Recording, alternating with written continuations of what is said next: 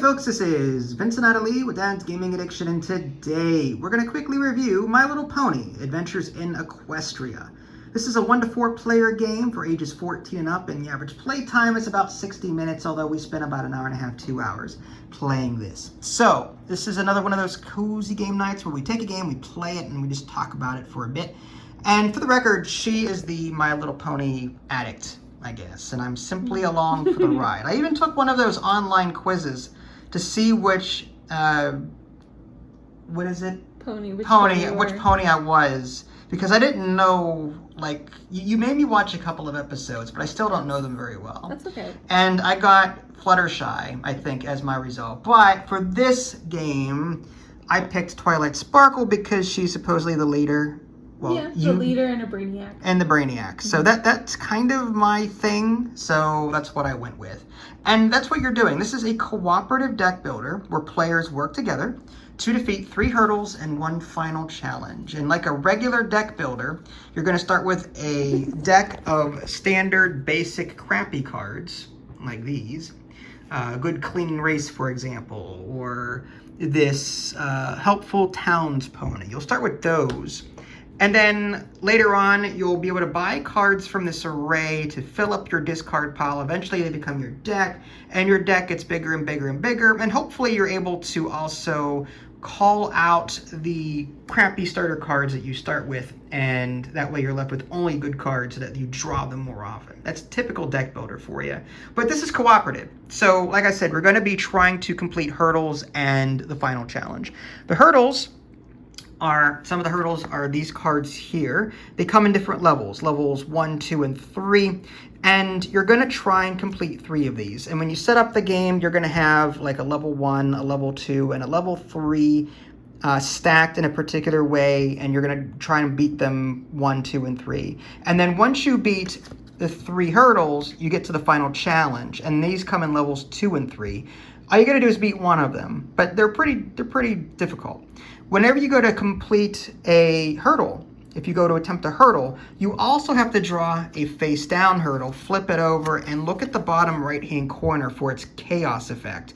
This is an extra cost that you have to meet in addition to whatever the original card said. So you know going in what the hurdle is asking for, but you don't know what the hidden cost is going to be. So you may have to sometimes, plan ahead or just compile some resources and hope that you got what the chaos effect is going to ask you for. But that's the gist of it. You're trying to get through 3 hurdles and then the final challenge. Okay, and you can customize your startup in a way that, if you think 1, 2, 3 levels here is too hard, you can go like level 1, 1, 2, or if you think that's too easy, just put a level 3s in there. It's up to you. And then there are level 2 and level 3 final challenges. You can pick either or, depending on your preferred difficulty. But, so there's a lot going on here for a deck builder. For one, there are locations that you can go to, and another kind of facing the wrong way. You always have access to the town square, and these are repeatable tasks. So when your figure is at this location, you can do these once per turn, and then this card never goes away. However, there are always 3 of these other location cards out and about, and as you make use of them, you will put one of these task tokens on that space to say that you've done it. And it can never be done again for the rest of the game. And when a card fills up with these tokens, it actually goes away and a new location comes out. So you're going to have these 3 locations cycling out as you complete these tasks. But this town one is always going to stay. And to move from one location to another, there is a move cost in the upper right hand corner that your cards will have that you can spend in order to move to that location. So this costs 3 move to go here. And adjacency doesn't matter in this game. It's like they're all adjacent to each other. So if I'm here, I could spend 2 to move here, 3 to move here, or 2 to move there. Okay. So it's really cool. So you're going to be moving around in addition to playing cards. Now you're going to pick one of the ponies, and each one has a special ability, and there's like a special ability side where you have to pay something and you gain something, but then you flip it. And before you can use the special ability again, you have to pay the cost here, so you can flip it back over to reuse this special thing. Twilight Sparkle's is flip and pay 2 knowledge to have a target player gain 1 blue sugar cube. Yours was something along the lines of you and every other player at your location. She was Pinkie Pie for this game. Flip and pay 2 help to allow each player at your location to sing or hum a song to draw 1 card. I did not do that, but I got cards anyway. Yeah. So yeah, each one has a different ability, and they also have their own special starting card that they add to the starting deck. So if you're playing as Rainbow Dash, this one here would enter your starting deck. If you're playing as a different pony, then some other card might start off like this is. Who is this? That's Rarity. Rarity, thank you. If you start the game with Rarity, yeah, I couldn't see that purple text there. But yeah, Rarity. So you would get this starter card in your starter deck. So depending on the pony that you pick, you get a different special ability, indicated here, and you also get a different starter card. Okay, so yeah, there's Applejack, there's Rarity, there's Fluttershy, there's Twilight, Pinkie Pie, and Rainbow Dash. There's 6 of them, I believe. So long story short, you've got your starter deck, and on your turn, you're going to do a number of things. I'm not going to read all of this off to you, but suffice it to say, you're going to fill this purchase row with cards again, should anything be empty. And even if you didn't purchase anything or nothing is missing, the end one goes away, cards move down, and then a new one comes out. So there's always going to be some kind of refreshing going on there. And these cards you can buy. In the upper right-hand corner is the cost of this card. It's 4 help. The horseshoe is help, the book is knowledge, and the arrow is movement. Yeah. Off to the left is what you get temporary. These are temporary resources that you gain for that turn only. However, certain cards let you get tokens which do last from turn to turn to turn. And those tokens over here. There's movement tokens, there's help tokens, and there's knowledge tokens. You can even flip them over to give yourself some kind of wild effect, a +1 to either of those 3 basic resources. You've also got these sugar cubes here. Now, it doesn't look like it, but they come in 3 different colors. There's blue, green, and pink. And if I have one complaint, is I can't tell the difference between the blue and green cubes in this game. They're it's very hard. Way too similar. Yeah. So you need these in order to typically complete the hurdles and the final challenge. And thankfully, some cards will actually give you sugar cubes. Yep, off to the left here, you get a blue sugar cube, if I'm reading the there. Pink one. Yeah, and that one's the pink one. Yep. Now, if you want to make the game more challenging, which we did not for our first game, you can add these situation cards to the action deck there, and as they come up, they will threaten your final challenge. And what that means is for every turn that you don't resolve this situation while it's sitting here in this action row, it's going to add cloud cover to the final challenge. In fact, that's how you lose. When you don't address a hurdle, like if you don't beat a hurdle that turn, you gain a cloud cover there. And if the cloud cover reaches its limit, which is in this case 2 per pony, in a 2-player game that would be 4, then you get the setback effect listed on the bottom of that card. And after that, if you still haven't dealt with this hurdle, the cloud cover sort of siphons over to the final challenge. And if the final challenge is full of cloud cover, then you lose the game. So it's a race to complete these before the setbacks hit. And it's also a race to defeat this before you lose the game. And even then, if a certain amount of cloud cover is on the final challenge, like if 3 or more cloud covers on the final challenge, situations cost +2 knowledge to resolve. At +8, this happens. So bad things happens the more clouds that are on the final challenge. In our game that we just played, we only got like 1 cloud on this, and then I attempted it right away and we did it. Yeah. It was in the beginning it was rough. I felt like we weren't doing very well, but then we kind of ran away with it and did really well. Well, you did really well. I was still trying to catch up. it was, I kind of wish we did use the situation cards because I wanted to use this ability at least once and I never could. And I think there are multiple cards that have that ability. Well, here's the thing though. You can still use this because every turn, Cloud automatically gets added to the final challenge or hurdle. Mm-hmm. So you can use this to still give yourself extra time. It's just a waste of a sugar cube. Yeah, right? Correct. Yeah, you have to use a sugar cube to do it. Yeah. And again, getting sugar cubes, you can get them from those cards over there. Some of these locations, like you pay 6 help to gain 3 sugar cubes. Pay 2 less help if your team has suffered a setback this game. Or it might say something like, for every moon symbol in your active area for that turn, pay 2 less or something like that. Mm-hmm. So you will see symbols on these action cards as well that may contribute to these location effects. Mm-hmm. And there are also artifacts. Artifacts, once you get them out, they have an ongoing effect. And the ones that we've seen, a couple of them say draw 6 cards at the end of your turn, but there are a couple that do something else. And then there's also like you can remove this artifact for a one-time effect of some kind. Mm. So yeah, different artifacts, different effects. This is one I just, if you can get this card right away, get it because it's really good. So yeah, that's the gist of it. I kind of glossed over a lot of stuff. So Idaly, what did you think about this? Okay, so thematically, this is 10/10. Like, 10 out of 10. I love the My Little Pony stuff. Mm-hmm. The cards are actually great. Even the components are great. But as a whole, it was kind of average, I gotta say. You think so? Yeah, it was very casual. The flow took a little bit of getting used to. Mm-hmm. And then it has one of those... It has the crux of a deck builder where once you actually feel like you're about to do something or to get going, the game is over. Mm-hmm. So that's a big thing. And for me, because I was having trouble with it, it was a little hard.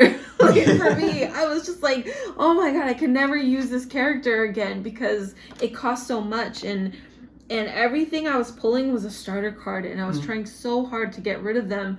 But by the time I felt like I finally got rid of most of my starter cards, the game was over. Mm-hmm. So I was like, okay. But, yeah, it was okay. It was okay. I liked this. Now, granted, I'm not... for the opposite reasons. Mm-hmm. I'm not big on the theme for obvious reasons. Yeah. I'm not a brony, is it? Yes, brony. Oh, brony. Okay. I'm not a brony. However, I appreciate the theme. Like, I was reading off the different cards and the allies.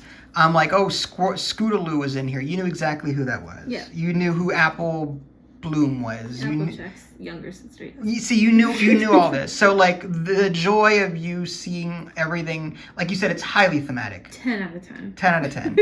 I personally like that each character has a different ability. Mm-hmm. I like that they each have their own starting card that goes into their deck. Mm-hmm. I like that there is a cooperative element to this. Yes, I love that. I like that you have more to do than just playing cards, but you also have to move around locations to do different tasks. Mm-hmm. You don't have to, but you need to in order to get cubes and the like. It kind of plays like a worker placement too, because once you take over a task, the other person kind of can't do it, so you're kind of SOL out of that. Mm-hmm. So, but it's nice that we get to cooperate and be like, oh, you could probably do this one, mm-hmm. and it's okay if I don't do it, you know. So mm-hmm. it's nice to pull up another player. Mm-hmm. And the biomes for these town locations are so just... I want to watch the whole seasons of My Little Pony again. Sweet Apple Acres. Yes.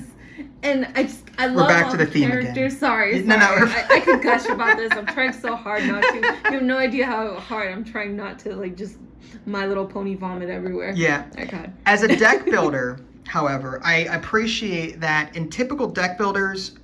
What sucks is that oftentimes you get a good hand, but then extra resources you can't do anything with. Mm-hmm. In some cases, you can get tokens, which do last from turn to turn to turn to turn. So you can find some cards in here, which I did, and continuously get tokens to help you out during hurdles in the final challenge. That's not something I see in a lot of deck builders. It's like what you see in your hand is what you have, and then you just got to make the most of it. Now, there were instances, I have to admit, where I had a hand and I had leftover temporary resources I couldn't do anything with. That was my whole game. Yeah, where like I had extra help, but I couldn't move here to do the other thing here because I didn't have the move to get there, and I didn't have any move tokens or whatever to do it. So I did run into situations where I had leftover stuff but couldn't do anything with. That's unfortunate, but I do like there's leftover resources. I do like that. So, and I do like that the game is difficulty-wise customizable. I like that, again, you could do a 1, 2, 3. I for this game, for our beginner game, I did a 1, 1, 2. Oh, did you? Yeah, I didn't do the standard 1, 2, 3. Oh. And we had a lot of trouble in the beginning. That 1, 1, 2, we barely did it. Yeah. Like it, so I like that the game is customizable that way. And on top of that, if you want to make the game harder, add more hurdles, add the situation cards over here. If you want to make the game easier, my suggestion is do like 1, 1, 1 or 1, 1, 2 for the hurdles, and maybe like every 5th turn, don't add a cloud cover. Like give yourself an extra turn every now and again to get your deck where you want it to be so that you can catch up that way. If you feel like you're behind all the time, you know, I'm just saying, like, these board games, they're not digital, so you can do what you want with them to, you know, make to not say cheat, but to customize your difficulty level. Yeah. Yeah, I enjoy that too. I will say, if it was any other theme, I probably would have maybe rated it the same way, like a little bit average, maybe even below average, because there are deck builders out there that I think give me that, like, oh yeah, I feel good playing this, you know, I feel good playing all my cards and just like constantly playing them. I have a feeling though some of that stems from the fact that you didn't get your artifact card out until like the second to last turn. Yeah. My first playthrough was pretty crap, I will say. It was just unlucky. Very unlucky. Yeah, I single-handedly took out 2 hurdles myself. Yeah. And the final challenge. You definitely carried. Yeah, I carry. Well, isn't that what Twilight Sparkle does? Thematically, Pinkie Pie isn't she just a goof? Pinkie Pie is adult, so yes, it is. It is very thematic. Yeah. She never does anything. She's just like, you know, that's all she does. So it is pretty thematic. That's kind of why I picked her. I see. So you had low expectations going in anyway. Yeah. All right. But yeah. So like. What was the other deck builder? The Star Trek Next Gen? Well, there's the Star Trek Next Gen where we were fighting the Borg together. Yeah. There was the Power Ranger deck-building game, also by Renegade Games, that we covered a while back. That's right. And that was really unique because the Power Rangers did something different. Rita's team did something different. That was really cool. And that's what I felt like. I feel like Renegade Games, when they're publishing a deck builder, they're going above and beyond the normal formula in some weird way. I like that too. I think that's really cool. So that's one thing I really like. But yeah, there's the Star Wars deck building game, there's a Star Trek deck building game, there's this one, there's the Power Ranger one. We have a lot of them. Yeah, and some of those are like Hero Realms, Star Realms. Yeah. Some of those I prefer over this, but I do want to play this a few more times just to see if like my opinion will change. Like maybe I was just getting too frustrated with my hand all the time. And I will admit, I do like to stuff my deck with make it a fat deck. I do like doing that at the same time trying to thin it out with the only thing I don't like about that is you can't do that in this game. Yeah. You are in a race against time. Unless you've got a way to get rid of clouds consistently, there's no way to do that. Yeah. Within a time. So, like, that's what I mean. Like, if you want to do that, then maybe give yourself some extra help difficulty-wise by customizing stuff. Yes. And what's interesting is that in solo, you play as... You have two ponies, right? Well, no, you play as one pony, but whenever you look at a challenge or the final, like you look at a hurdle or the final challenge, you count as 2. Yes. For purposes of completing goals. Okay. So anytime where it says blank per pony, it's 2 per pony. Okay. You only have 1 pony and 1 deck. but your goal is as if there were 2 players playing. I see. So this would be like just the one. Yeah, if you're going to play as Pinkie Pie, that's it. That's it. Okay. Man, I would love to solo play, but like being all the characters, I would totally do that. That's how I felt with the Power Ranger game, with the not the Heroes of the Grid, because there's that has a card game element to that as well. Okay. So would you play this again? I would. You would? Because it's cooperative. Okay. Again, the theme is not really my thing, but it's cooperative and it's something that you like, and I'm not a brony. Okay, we're gonna be watching My Little Pony. We're not. Tonight. We're absolutely not. Yes. For those of you that want to see specifics, there's the box insert. I will say I did not see Discord anywhere, and I was very sad. Are you sure he's not in these cards? Maybe he is. And maybe in the hurdles here? I do wish that Did you see these hurdles? No, not all of them. It's on You Need Help, Stampede, Pinkie's Real Friends, and then Nightmare Moon is one of them. The Diamond Dogs, Best Night Ever, Nightmare Moon. I don't know. Yeah, I don't see Discord anywhere. Well, I will. But you did see him? I know. But what I'm about to say, however, is that there's 3 expansions for this game. Yeah. So maybe if I ask nicely, maybe they'll send more. Yes. Yes. So anyway, yeah, that was My Little Pony Adventures in Equestria. Again, the theme, not my thing, but as a deck building game, it's unique enough and thematic enough to where I recommend it. Yes. And it's cooperative. Yes. I think we should play this a few more times while watching My Little Pony. I think that would be excellent. All right. Okay. This is Vincent Idley. Thanks for watching. We'll catch y'all next time. Take care. Bye, guys.